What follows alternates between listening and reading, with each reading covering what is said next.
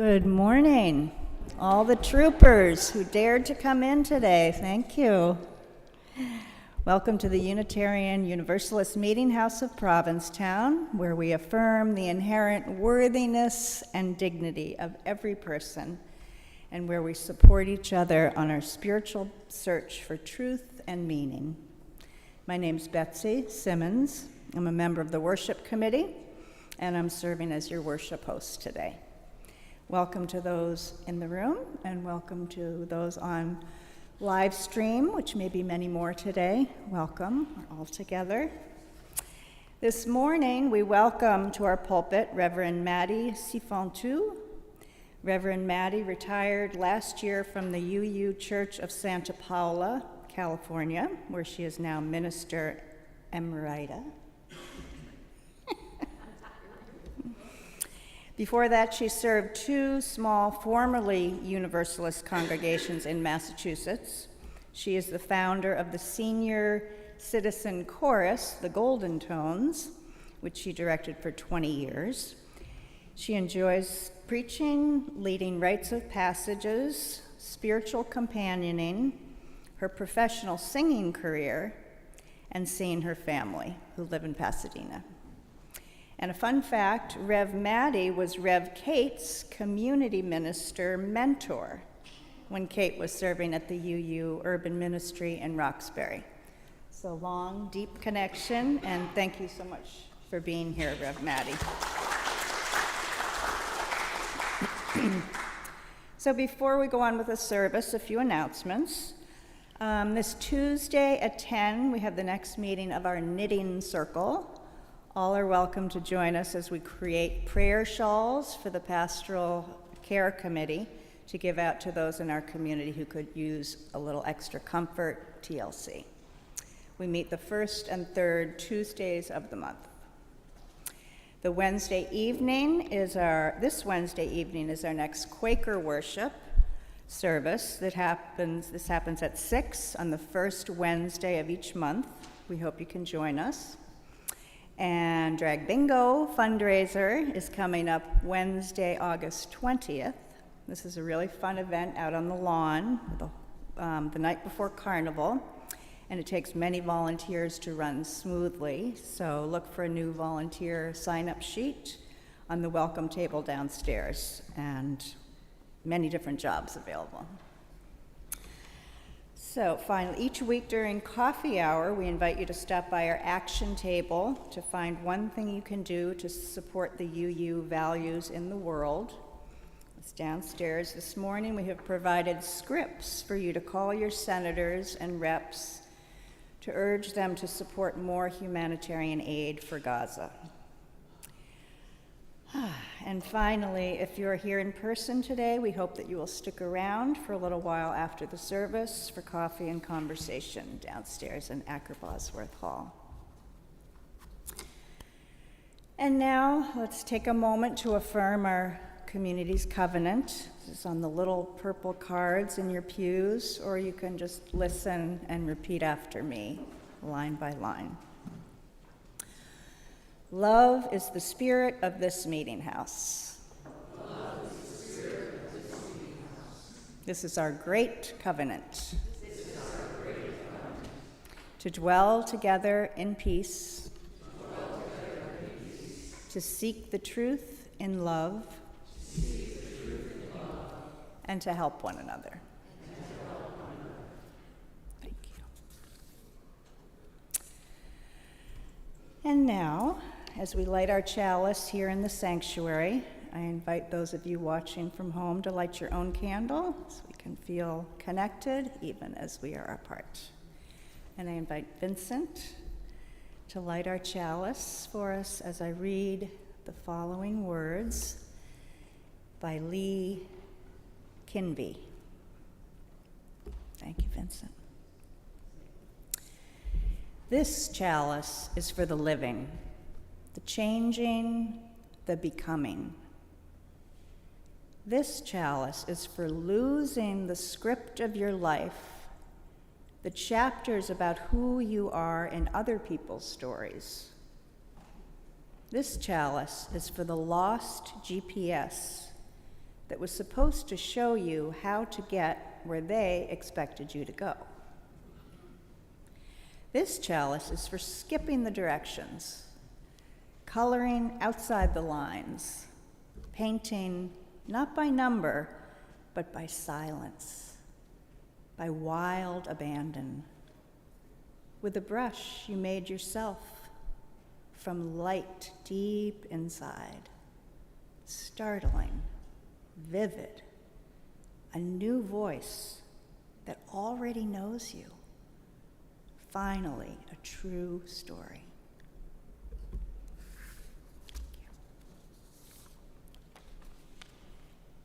Thank you, Vincent. And now I invite you to join me in singing the opening hymn, number 128, For All That Is Our Life. It's in the gray hymnal. Please rise as you are able.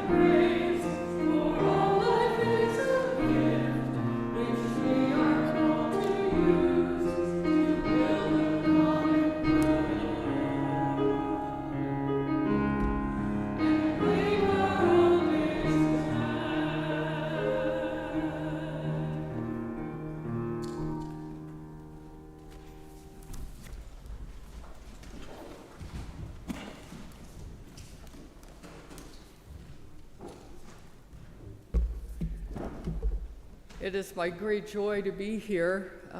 I visited this congregation a couple of times in the past, but never spoke from up here. I heard Kim Crawford Harvey here years ago, and when Kate first was here, I came down to see her. So thank you for having me. I'm so happy to be here with all of you this morning, even with trying to get through all those cyclists, but I did get here. And so did you, so there we go. I invite you now into a time of meditation and prayer. During this time, or any time during the service, you're welcome to light a silent candle at the table to the right of the pulpit, where there is a journal to record your thoughts and prayers. After our prayer, we will sing together Spirit of Life, number 123, which is also printed on the purple laminated cards in your pews. We're going to sing it first in English and then in Spanish, and so you don't get thrown off. I often sing a descant to it that was written by the music director of First Parish in Wayland, the late Margaret Cruson. I've adapted the words of our prayer this morning from some words by my colleague, Christopher Buse. So let's find that core of our being, that place in our interior,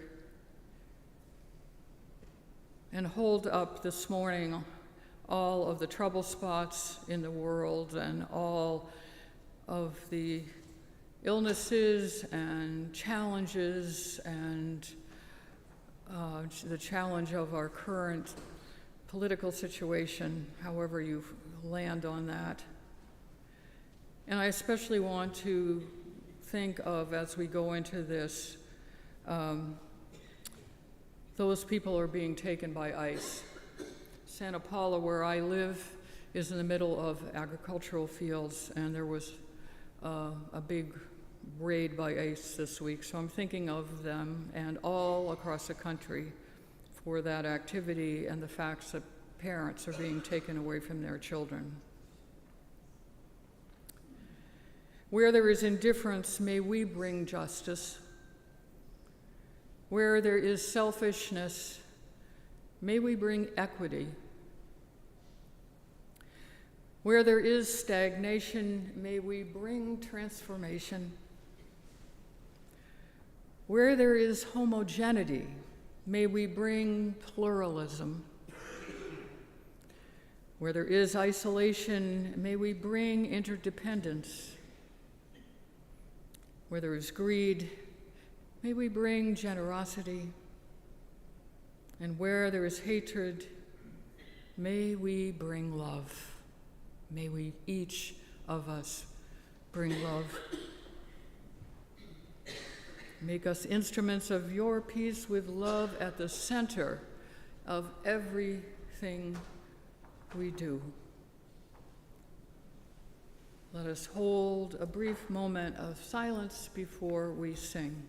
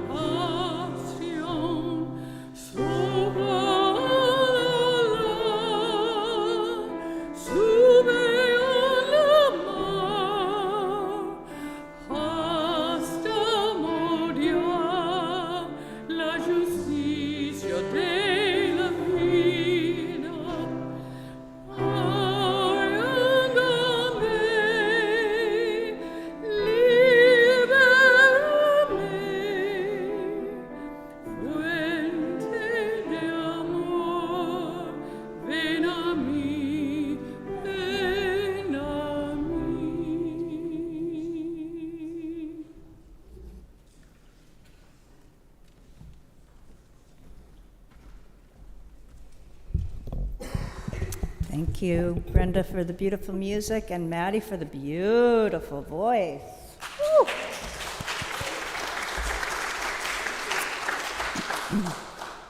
Our reading this morning is titled "A Person is a Puzzle" by Mark Mosher DeWolf. A person is a puzzle. Sometimes from the inside, it feels like some pieces are missing. Perhaps one we love is no longer with us. Perhaps one talent we desire eludes us. Perhaps a moment that required grace caught us clumsy. Sometimes from the inside, it feels like some pieces are missing. A person is a puzzle. We are puzzles not only to ourselves, but to each other. A puzzle is a mystery we seek to solve. And the mystery is that we are whole even with our missing pieces. Our missing pieces are empty spaces we might long to fill, empty spaces that make us who we are. The mystery is that we are only what we are, and that what we are is enough. In the gray stillness of this morning, into the accepting peace of a still sky, let us offer our failings, our inadequacies, into the silence. And let us know that we are accepted by God and by this company exactly as we are. Accepted, missing pieces and all.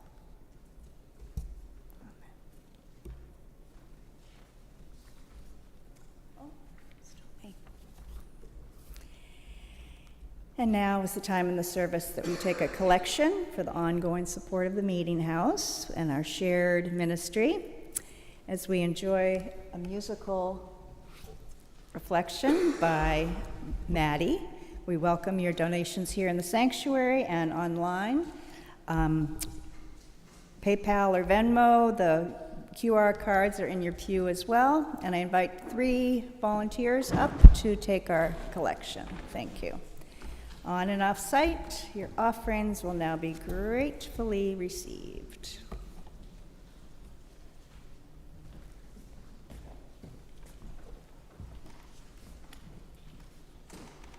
Thank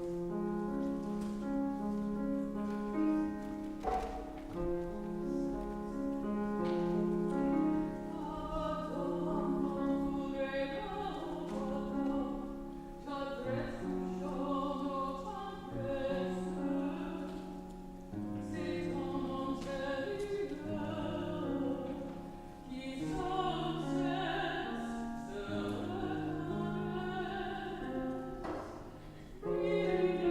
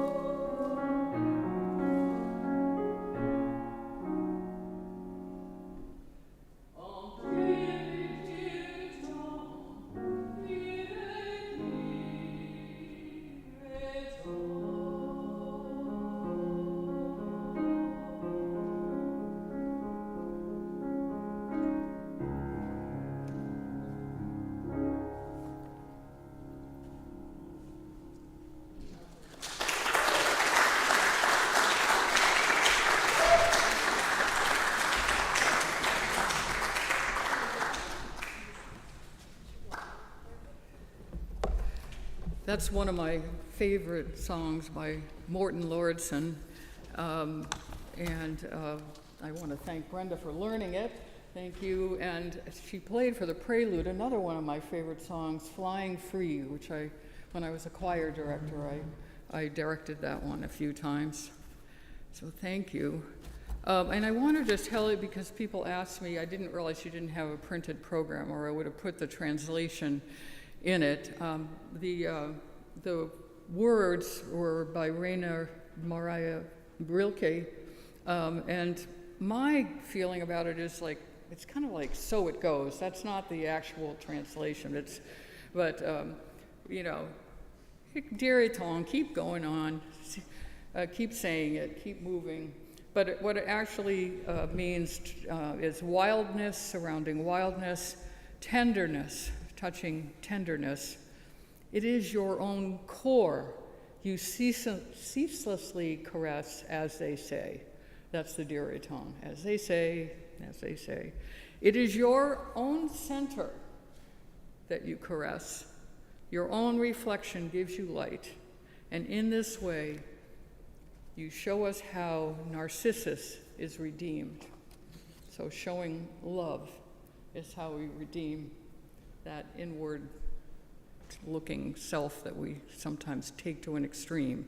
Balance in all things, including introverts and extroverts, and you'll hear quite a bit more about that right now. So here we are on a Sunday morning. However you are watching us, being here with me in these pews, or seeing it on YouTube, or maybe seeing it later on YouTube, who knows. As you've heard, I am the Reverend Maddie Sifantus, and thank you, Bessie, for getting my name right. I was married to a Frenchman for many years, and that's how I ended up with Sifantus, and like singing in French. So there you go. I'm retired from serving the Universalist Unitarian Church of Santa Paula since a little over a year ago.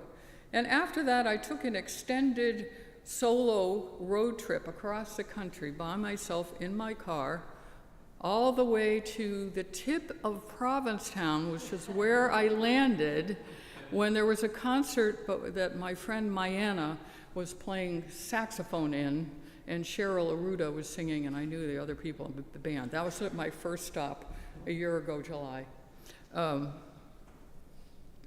I'm not leaving the ministry entirely, actually, but I'm stepping back from full-time settled ministry a bit to discern, who am I at this age, in this time of my life, to regroup, to refresh, and I'll likely be back doing some version of part-time ministry or consulting or whatever eventually.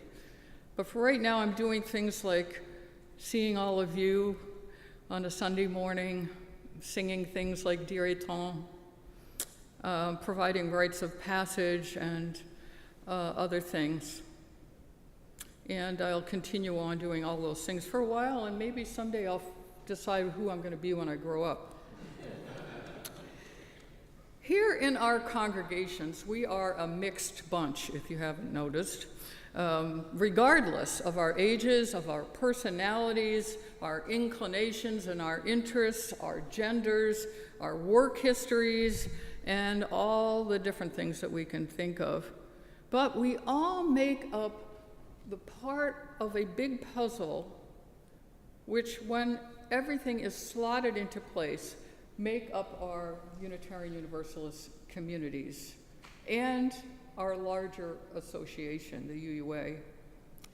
My dear friend and colleague of blessed memory, David Petit, used to say that if you have seen one UU congregation, you've seen one UU congregation. I guarantee you, if you walked in here and then went in King's Chapel, you'd notice a difference. King's Chapel's in Boston, if you don't know where that is. But we need all of us, and we need all of these kinds of congregations to make up our association.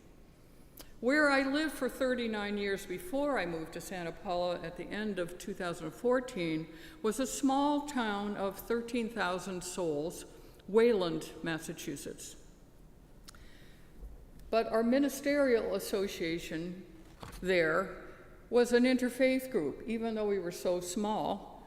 And it included my home church, which was First Parish, a UU congregation, along with 2 Roman Catholic churches and all the sort of mainline churches.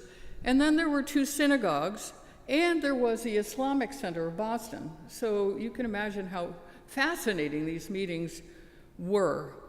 There were 2 more synagogues in the next town. And so it was that I got to know a number of rabbis, but I got to know Larry Kushner, who used to serve Temple Bethel in Sudbury.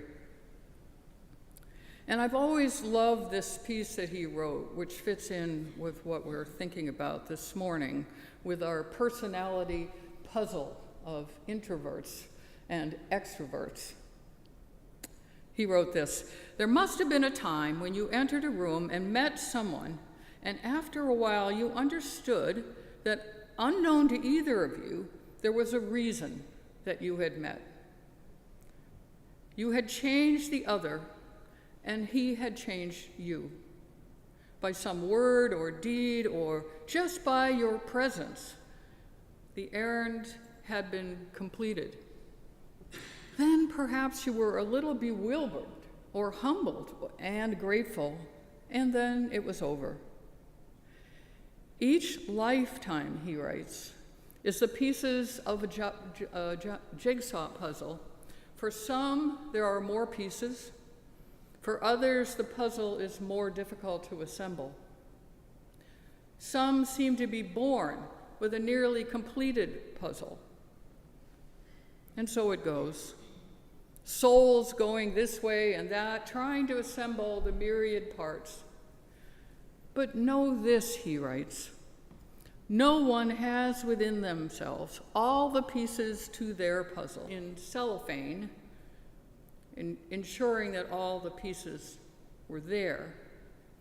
Everyone carries with them at least one and has probably many pieces to someone else's puzzle. Sometimes they know it, and sometimes they don't. And when you present your piece, which is worthless to you, to another, whether you know it or not, whether they know it or not, you are a messenger from the Most High." Words from Rabbi Larry Kushner. Whether or not you know or could even imagine that you are a messenger from on high, we are all part of the puzzle in our congregations. It takes all of us to put together the congregational life, and it won't be neatly wrapped with all the puzzle pieces, contained in a box with a cellophane seal around it. It will take the extroverts, and it will take the introverts, and the ambiverts, listening to one another, sharing thoughts, making plans, and trying to keep all the puzzle pieces on the table. I spent years going to my beloved friend Jane's lake house in New Hampshire in the summer, every summer.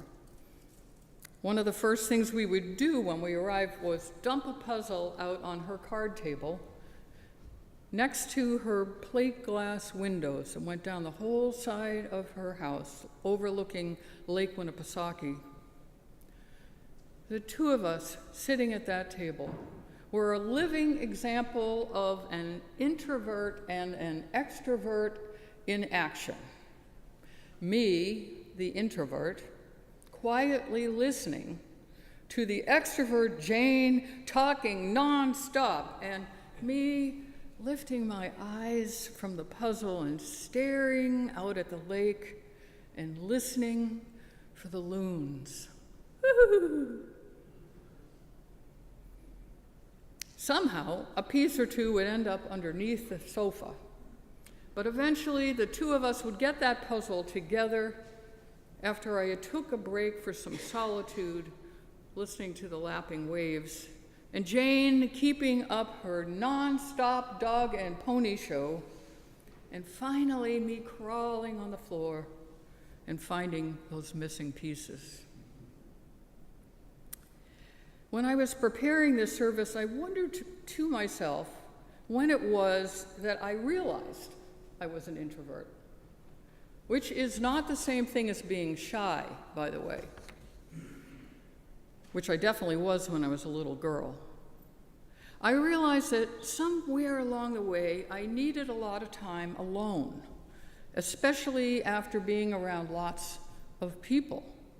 And that certain people, no matter how much I loved them, like my friend Jane, sent me running to a quiet space after some time, when all the world around me seemed to be filled up with their words, with no way for me to get a word in edgewise.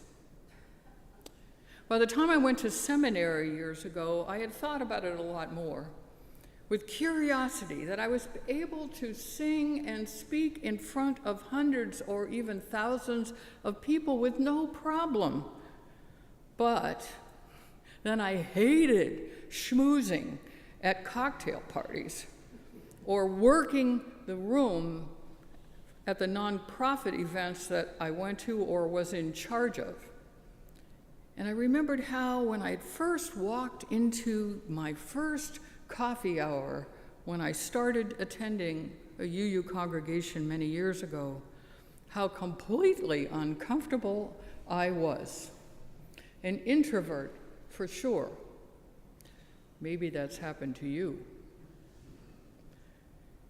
So one of the things you do when you decide you want to do this crazy career called ministry, and you go to seminary, is to do a career assessment process to see if you're suited to this peculiar profession. And one of the personality assessments I took was the Myers-Briggs Type Indicator. I see a lot of nodding going out there. One of the findings that came back for me was that I was something called an INFP, standing for introverted, intuitive, feeling, and perceiving. The INFP personality type is often described as an idealist or a mediator type personality. And they tend to be introverted and idealistic, creative, and driven by high ethics, high values. Us INFPs want to make the world a better place and are interested in how they can best help that to happen, how they can best help others. It felt like a fit to me then, and it still does. Turns out the minister of my home church was also an INFP, and we had very interesting conversations about how this personality plays out in a congregation, because there's coffee hour every week. Just keeps coming up. And actually, I like coffee hour now, so things change. So I wondered if you've ever taken a personality profile and whether you identify as an introvert or an extrovert. That's related to your question of the week, so you can start thinking about it. Do you think they're opposites, introvert and extrovert? And I've never really studied the Enneagram, but many of my friends and colleagues have, but I expect it plays out there as well. Your personality traits determine how you interact and react to the world around you. Knowing more about your traits can help you learn where you feel most comfortable, both socially and professionally, just as what the career assessment was pointing to for me and my fellow seminarians. Little lesson, the idea of introversion and extroversion first came from Carl Jung, the Swiss psychiatrist, in the early 1900s. He believed some people were energized by the external world, the extroverts, and others were energized by the inner world, introverts. Like many things, you probably fall somewhere on a continuum of those things. So they're not true opposites. That means someone rarely fits completely on one side or the other. You could be closer to the extroverted side or closer to the introverted side. So we're kind of on a spectrum. We're non-binary, if you'd like, about our extroverting and introvert. We're kind of like emotional yin and yang. The interactions that drain an introvert energize an extrovert. Introverts gain their energy from their time alone, and extroverts energize through social interaction. That's like the basic idea of the whole thing. But we live in a live out loud, think out loud kind of society, especially here in the United States. Being an extrovert is praised and admired, and being an introvert is sometimes viewed as a problem that needs to be overcome or pitied, particularly for children and their families. The invaluable benefits of being introverted are often overlooked, and there are many of them when people don't look deep enough.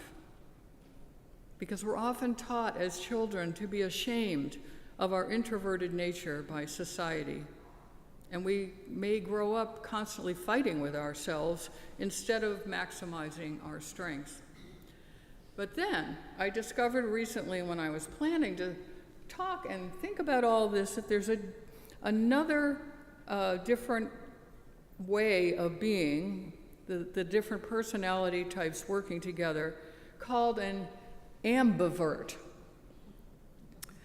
And I made a little joke about swinging both ways. Elements of introversion and extroversion. And then I finally realized that that was what I was, an ambivert. That introverts can look at the end of seminary, and it took me a long time to go to seminary because I was running that Golden Tones Elder Chorus, so I called it the eternity plan to get through seminary. When I retook the Myers-Briggs at the end of the 7 years that it took for me to do that, I had moved more towards extrovert just from doing it. And I thought to myself, well, at least I learned something in seminary. So what is an ambivert, just briefly?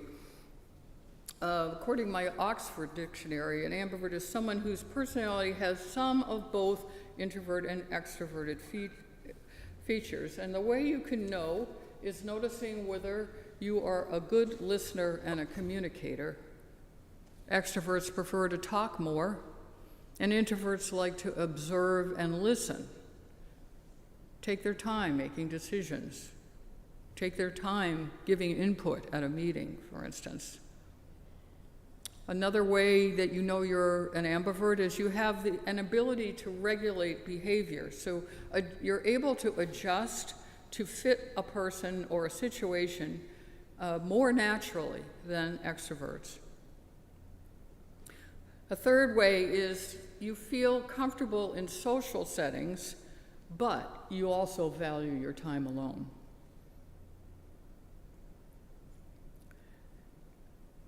Another way is that empathy comes naturally to you.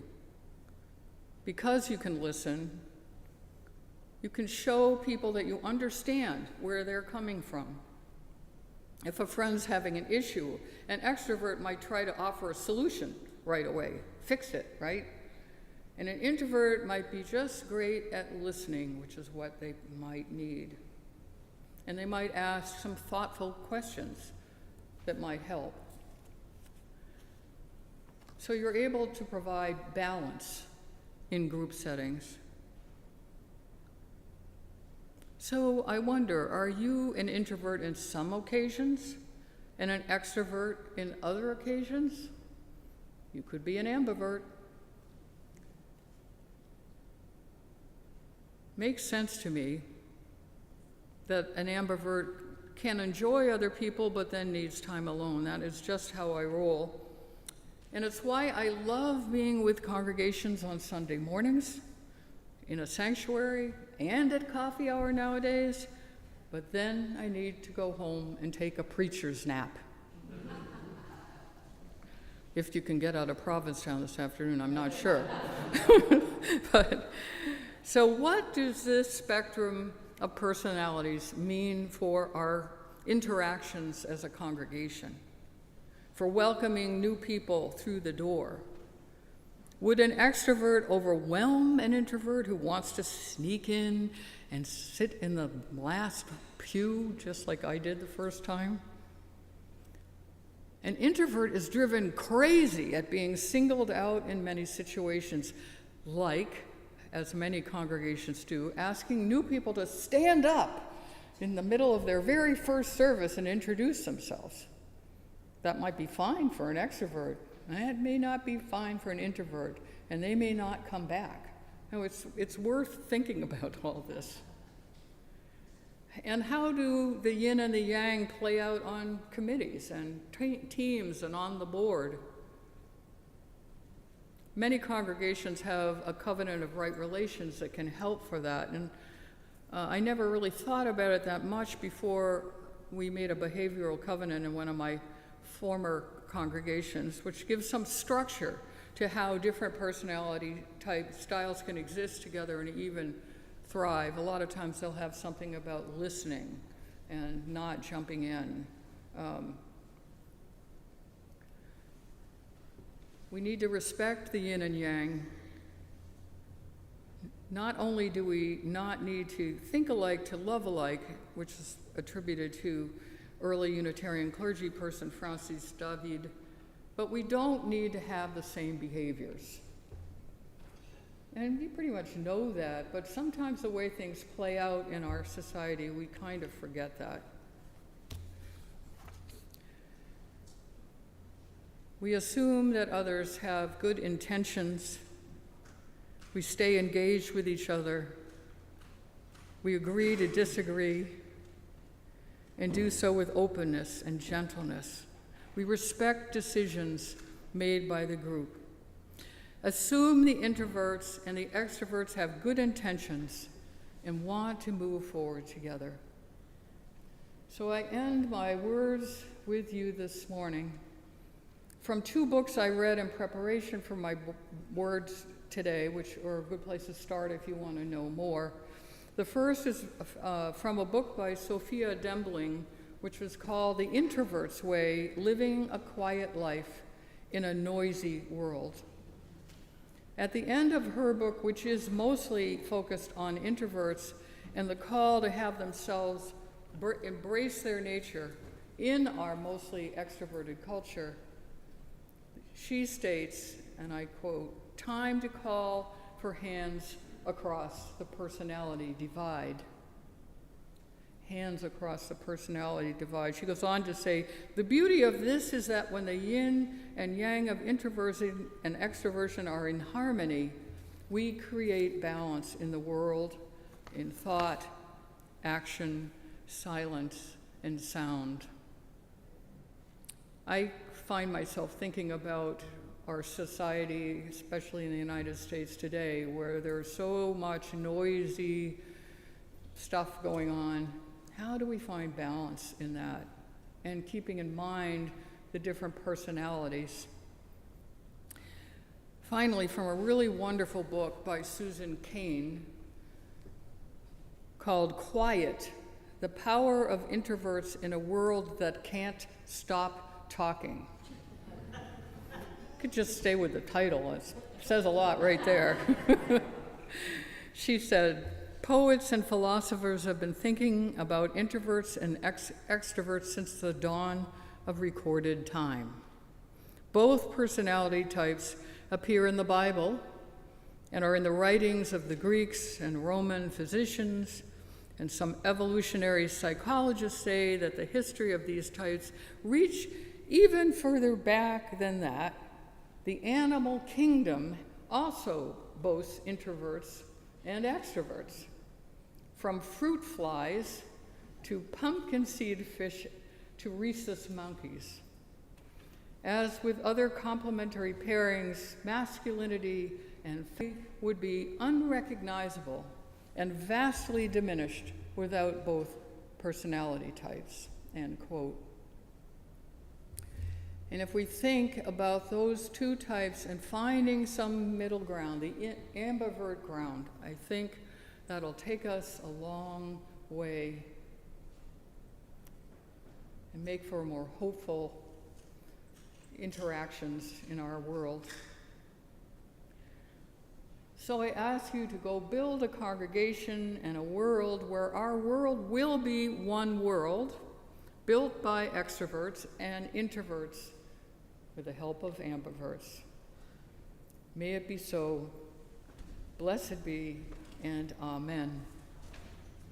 Our closing hymn is number 134 in your gray hymnal. I have one somewhere around here. Our world is one world.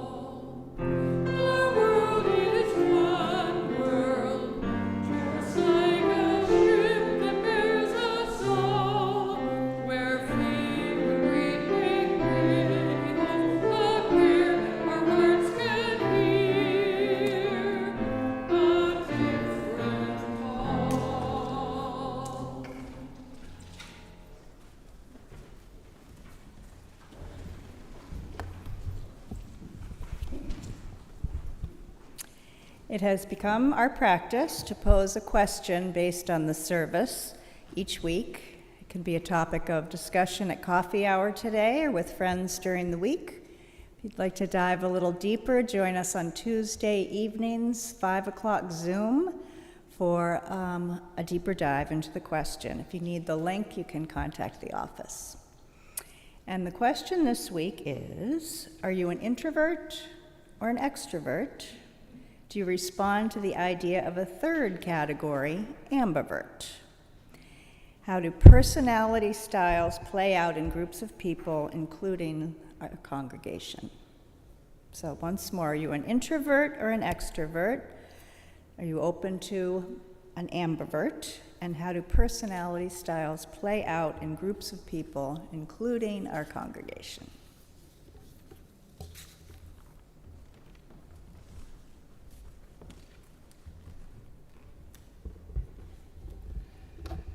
My closing words I've adapted from a colleague named Jean Rowe. We have a calling in this world. We are called to honor diversity, to respect differences with dignity, and to challenge those who would forbid it. We are people of the wide path.